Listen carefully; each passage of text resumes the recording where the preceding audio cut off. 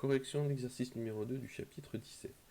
Une solution acidifiée de permanganate de potassium permet d'oxyder l'acide lactique en acide pyruvique, dont on nous donne ici la formule semi-développée. Première question, on nous demande de décrire ce que l'on observe lorsque le test à la 2,4-DNPH est positif. Donc, lorsque ce test est positif, on a la formation d'un précipité de couleur jaune.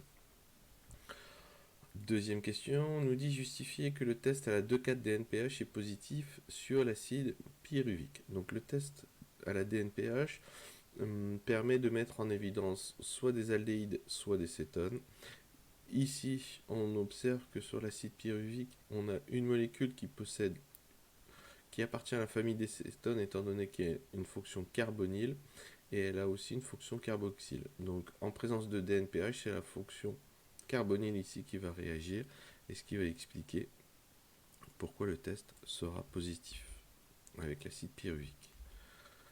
Dernière question, on nous dit donner le résultat du test à la liqueur de Fehling avec l'acide pyruvique.